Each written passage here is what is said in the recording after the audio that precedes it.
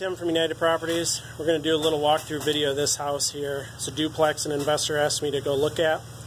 So I'm going to look at it, take a video, try to make a little educational video out of it while we're doing that. So I did a walkthrough already, had some thoughts and ideas, and just wanted to share those with you guys. So join me.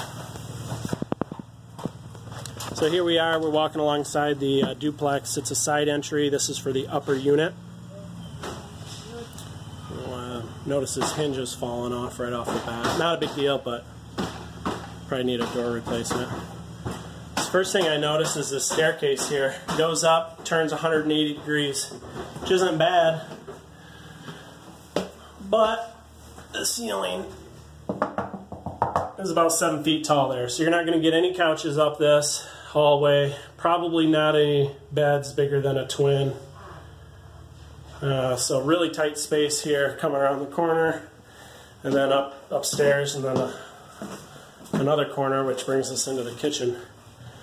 But pay attention to that. Tenants need to know. Tenants look for this stuff. Hey, can I get a couch up? Can I get a queen bed? Whatever it may be, they're going to be looking at that. And if they can't get their stuff up here, you're not going to rent it to them. So we walk into the kitchen. It's a small kitchen here. And I started looking at it, I said, hey, where's the sink? So I'll get you a full idea of the perspective here. Fridge is over there. Entryway is right here. No sink. You might say, well, that's not a big deal. Probably isn't a huge deal. I'll show you where the sink is in a minute. But one thing you have to consider when renting houses and when you're buying houses is how are the tenants going to feel about this? Is this house functional? Is it laid out good? Does it function well? If it doesn't, you're going to get a tenant who doesn't care about your property. You're going to have higher turnover. It's going to take longer to rent. It's a trickle-down effect that's going to affect you in ways you probably aren't calculating for. Then other things to look at, stuff like this. You know, if tenants see this, they say, hey, the landlord doesn't care about the property, then neither do I. Whether it's subconscious or not. We see that effect all the time. Just really cruddy workmanship.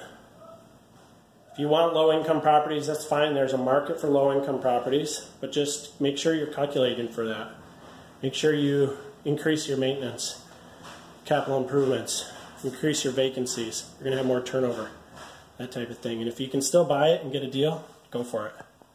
I own a lot of properties that are low-income. I just make them nice and the tenants stay. So here's the sink, all custom. And here's the kitchen. So just sandwiched in between here is the sink.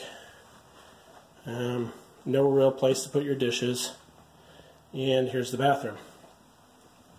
Fortunately, this bathroom has 2 entries, or else I would say a bathroom off the kitchen is also a functional issue.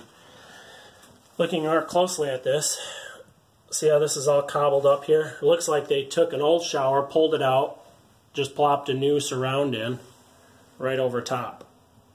So probably meets code. I'm sure it has no issues with code, but you're going to have constant maintenance. Water getting out there, water crossing the curb, all those leaks, all the caulk. There's probably damage already downstairs. I haven't seen that yet. Just screams issues to me. And then you have this self-made, do-it-yourself pedestal sink. Guess it's not even a pedestal sink, is it? Open this up expecting plywood, and yep, sure enough, plywood and 2x4s.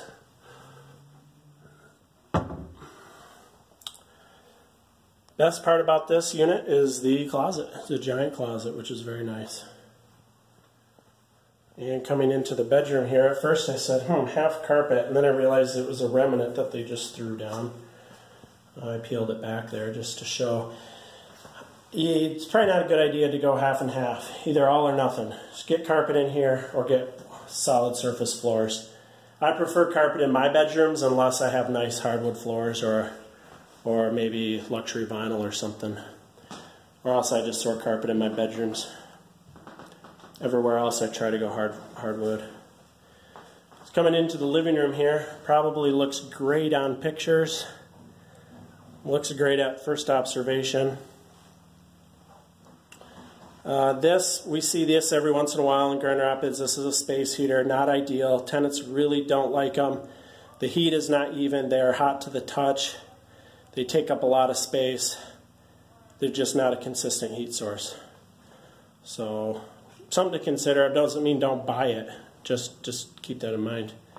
And then I came over here and noticed, check this carpet out. 1, 2, 3, 4, 5, 6, 7 different patches right here. And the cool thing is, I didn't staple it down or glue it. All this carpet is just cut in. I put a nice throw rug over here to disguise it a little bit. Cut it in there, it didn't do behind there. This whole property screams do it yourself, which doesn't mean don't buy it, just means get thorough inspections. Then you come up here. This is not classified as a bedroom, so they did that right on the ad, which is great. I'm sure your tenants are going to want to use this as a bedroom.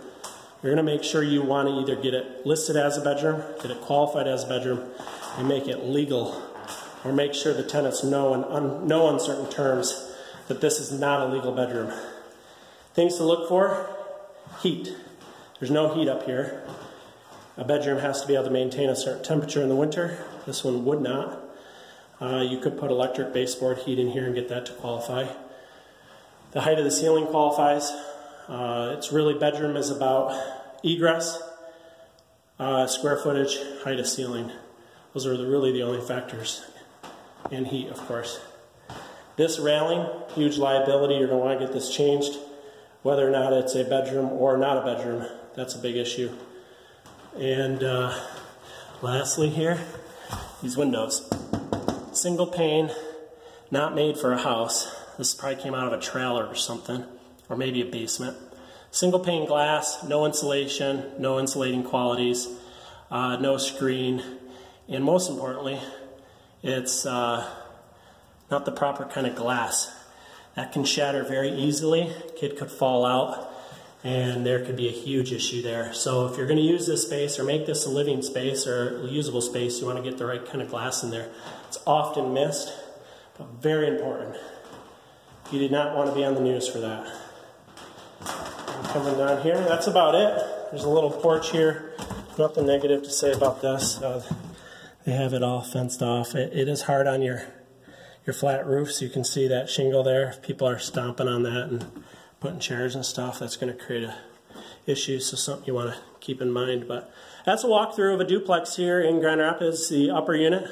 Just some things to keep in mind as you look at your properties. We want to make sure you know what you're getting into, identifying a few functional issues, and making this investment prosperous. So if you have any questions, don't hesitate to call me or email me.